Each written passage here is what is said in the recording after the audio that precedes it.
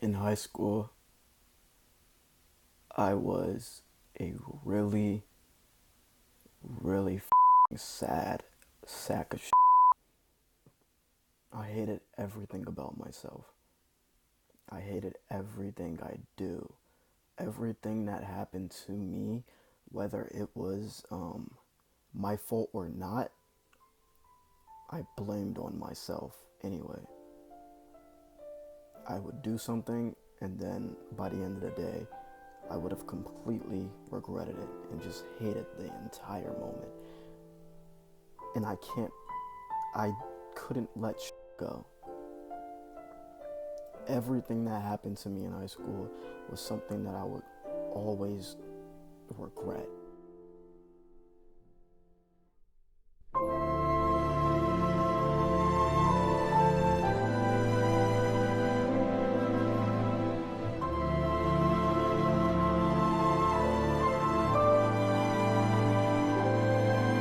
One day I just said, enough of this. I'm not gonna do this anymore. I'm gonna go out there. I'm going to do everything that I want to do and not let anything get in my way. What's up? As you know, you don't know. If you're on Twitter, you would see that it's Mental Health Day. You know, they just be making days for anything these days. Like, you should get a day off work for that, right? Right? But, you know, I like mental health. So, I'm gonna talk about my tips for getting out of the rut you're in, my tips for improving mental health. And we're going to start with number one, which is stop listening to your sad playlist. Stop listening to the sad. When I was in high school, all I did was go to Hot Topic and wear my skinny jeans, my black North Face. All I would do was listen to My Chemical Romance and 3 Days Grace. That's all I did. All I listened to was the sad. All I wore was the sad. That's the environment I put myself in. That's the headspace I'm gonna put myself in. And that's how I'm gonna fucking feel all the time if that's all I'm doing. In 2019, I felt like a renaissance of music happened right before my eyes. I just found out about so much music in 2019. Brockhampton, Rich Brian's The Sailor, Girl in Red, Clairo, Bleached, a lot of shit came out in 2019. That's not even Crumb, Men I Trust, The Marias. All of that came out in 2019 and it was just amazing. It was such a happy time for me. Because it was shit I've never expected to even try to listen to. You know, Mac DeMarco. I found out about Gorillaz in 2019. I found out about J-Bag in 2019. It was just so much shit. And it was amazing. It was amazing. It was an amazing time. Like, listen to all this shit I told you about. It was all very happy sounding music, you know? All happy, chill, vibey sounding music, bro. In a time where all my fucking idols were dying, for me to just find out about all of these niggas out of nowhere was amazing. And I got out of the rut because of that. So, my advice to you guys, if you want to get out of the shit you're in now, stop listening to, I don't know the sad niggas now, MGK. Stop listening to the sad shit, bro. You can listen to MCR any other day. You can listen to Paramore and that one Avril Lavigne song any other day. When you're gone. Try something else right now. Try something happy.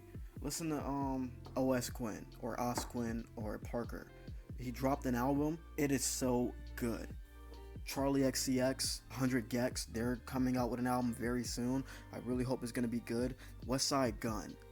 Go listen to his latest album, part 1 and 2, or side A and B. I like Joni Mitchell. That's not her. Janis Joplin's really good too, but her Blue album's fucking beautiful. Next point, exercise. When I was 16, I decided, hey, I want a six-pack. So I got the Nike workout app on my phone, got a yoga mat, and just, you know what I'm saying? Exercising just makes me feel very good about myself. It makes me feel very good.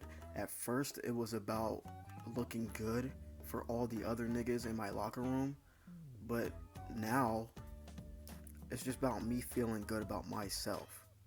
I feel good when I exercise. I feel very fucking good when I exercise. It's literally, it's an accomplishment. It's like a mountain to climb over. You're climbing over a mountain, going through all of that pain and hardship for 30 minutes, and then you come out and you're like, man, it feels so good to be at the top. It feels good to eat right. I started counting calories in 2020. Now I'm doing amazing. I gained 10 pounds in like a month, bro. I feel so good about myself. I think exercising will help everyone. I think everybody should exercise. And like, not even the hard shit I'm doing. Like, you can just run. I run occasionally. You can just run twice a week. You'll feel so fucking good about yourself. But you gotta push yourself. You can't just walk a mile and be like, that's it, I'm done. Like, you really gotta run. I suggest you get the Nike running app. There are guided runs, so when you're running, it could be a nigga in your ear telling you, hey, you're doing a great job, keep going, you know? Or I suggest listening to podcasts. I ran to the David Goggins podcast from Joe Rogan. So good, it's so good. You get so much done when you listen to David Goggins. Next one I gotta say is vent. Express yourself. Push your emotions onto paper.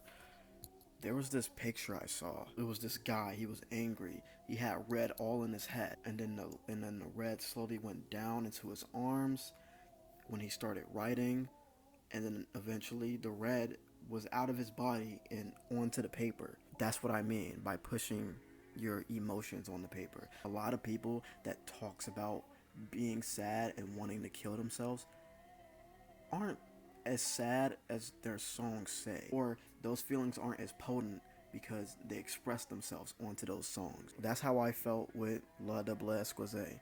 In 2019, I dropped an album about this very toxic relationship I had with this girl, and by the time I was fully done with it and ready to drop it, those feelings were all out of me because it was the album. It wasn't me anymore. I felt very fucking good about myself. So, like, express yourself. If you're feeling angry or sad or whatever negative emotion that can't be good if you hold it inside, start writing. Write, make a video, a podcast, talk about it, vent to a fucking friend. Do something. Make art. I just don't want anybody being like how I was. The last point, I think, is one of the most important points to remember when it comes to this whole life thing, is none of this matters. None of this matters, because we're all gonna die. And at the end of the day, everything that we worked for 70, 80, 90 years will not matter once we're dead.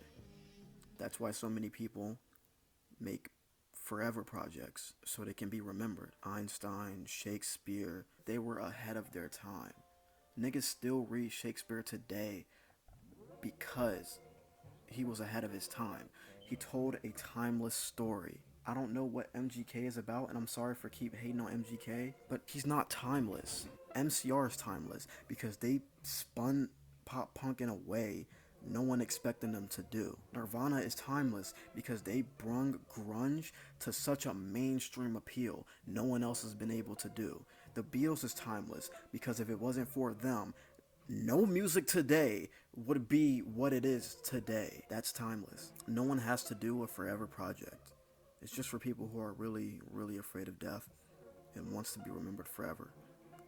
I want to do a forever project, but that's just me being narcissistic and me being lonely. So, me secretly wanting friends and thinking being famous and having fans will equate to friends, which it won't, and I know that, but I'm still gonna do it. Listen to Blue by Joni Mitchell, the entire album. Favorite songs: California, All I Want, My Old Man, and title track. Excellent. When I say Wolfgang, you say fuck that.